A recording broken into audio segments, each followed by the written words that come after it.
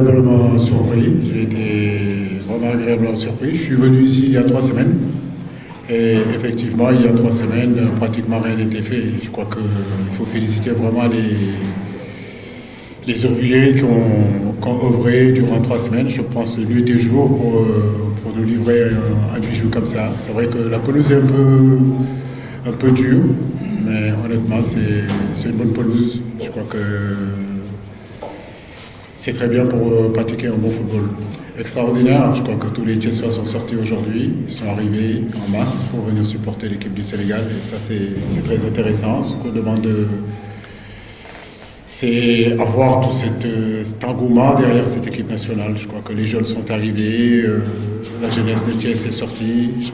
On espère vraiment que samedi tout le monde se mobilisera, en tout cas derrière cette équipe nationale. Beaucoup de questions dans votre... Bon, enfin, je ne sais même pas où commencer. Donc, écoutez, on est au nombre de... On a été 12 aujourd'hui. Il y aura l'ensemble du groupe normalement qui sera là ce soir. Je pense que demain on sera au complet. Voilà, donc pour pouvoir travailler encore comme aujourd'hui, préparer le match de Madagascar. Le match de Madagascar, c'est la 6e journée des éliminatoires de la CAN 2019. Effectivement, nous sommes qualifiés. Mais on a à cœur aussi de bien terminer. C'est important de bien terminer. Il y a 2 ans, on avait fait 6 matchs, 6 victoires. Cette fois-ci, on a envie de gagner les 5 matchs, vu qu'on a fait match nul à l'extérieur contre cette équipe de Madagascar, qui est une très très belle équipe. Une équipe qui nous cause énormément de problèmes depuis 2 ans. C'est une équipe qui progresse d'année en année. Leur entraîneur fait du très bon travail. C'est l'occasion pour nous de nous retrouver notre public. C'est l'occasion pour nous de travailler notre animation offensive aussi, travailler notre animation défensive, consolider les acquis que nous avons et donner la possibilité aussi à d'autres garçons de se montrer sur ces deux matchs-là, et Madagascar et le Mali. Parce que quand on arrive en équipe nationale, c'est qu'on est en forme. On a des joueurs compétitifs dans leur club. C'est vrai que, comme je l'ai dit, sur certains postes, certains garçons jouent beaucoup, énormément à mon goût. Mais d'autres jouent peu. Mais dans l'ensemble, si on regarde bien, quand même, sur les 25 joueurs, on a quand même plus de 19 joueurs où les garçons sont titulaires dans leur club et sont compétitifs, en tout cas, pour allier l'équipe nationale du Sénégal. Nouvelle stratégie, j'ai envie de dire consolider les acquis, parce que les statistiques sont là. Si les statistiques sont aujourd'hui bonnes, c'est parce que la stratégie est bonne. Donc il ne s'agit pas de changer quoi que ce soit. Au contraire, on va continuer à consolider ça, à progresser, bien sûr, à amener d'autres animations. Sadio Mané, c'est un garçon que je connais depuis 2011. J'ai fait partie des garçons qui sont allés le chercher à Metz à l'époque, quand Karim Sékou Diouf était entraîneur de l'équipe olympique et j'étais son adjoint. C'est un garçon qu'on a amené dans cette équipe nationale avec les Olympiques.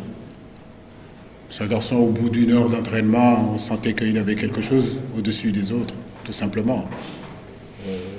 Je ne tarirai jamais assez d'éloges sur Sadio Mané, mais nous on le savait. On savait que c'était un futur grand aujourd'hui, ce qu'il est en train de faire. Moi personnellement, ça ne m'étonne pas. Mais comme vous le savez, une équipe nationale c'est souvent différent d'un club. Il n'y a pas que Sadio Mané qui a ces difficultés-là. Messi, le grand Messi, a eu ses difficultés aussi avec l'Argentine. Donc d'autres sur le plan africain, comme les Didier Drogba, etc., ont eu ces difficultés-là. Mais je crois que le Sénégal a besoin de Sadio. Et Sadio a besoin aussi du Sénégal. Il faut continuer à l'encourager. Ce qu'il est en train de faire est exceptionnel, vraiment exceptionnel. Et j'espère qu'il continuera à prendre plaisir comme il est en train de le faire, et avec Liverpool et avec l'équipe nationale du Sénégal aussi. Il n'y a pas de polémique. Les polémiques ont été installées par certains de vos collègues, mais il n'y a aucune polémique. Je crois qu'avec Koto, on a eu à en parler. Il savait très bien que j'allais convoquer Crépin Diatta. Maintenant, comme je dis, ce qui est important, c'est que c'est l'équipe A du Sénégal. Et l'équipe A du Sénégal est prioritaire sur les autres équipes. Donc pour moi, le fait que ce garçon-là rallie l'équipe nationale du Sénégal, l'équipe A en tout cas, c'est très bien pour lui. Et nous, c'est l'occasion justement pour ces matchs-là de pouvoir le tester, de pouvoir le voir toute une semaine et puis pourquoi pas lui donner un temps de jeu pour qu'il puisse jouer aussi. Donc pour moi, il n'y a pas de polémique. Alioune a joué dimanche, donc on a voulu le préserver un peu. Cher par contre a eu une béquille et le médecin a préféré vraiment qu'on le laisse sur le banc, donc ils ont couru un petit peu. Donc je pense que demain ils seront avec le groupe, ils seront avec l'équipe.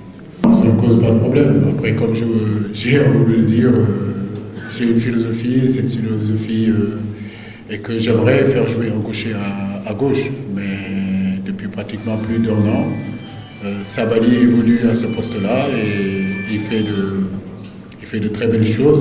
Donc il n'y a pas de problème là-dessus. Maintenant, il y a Djibril Diaw qui est là aussi, qui est capable de jouer à ce poste-là.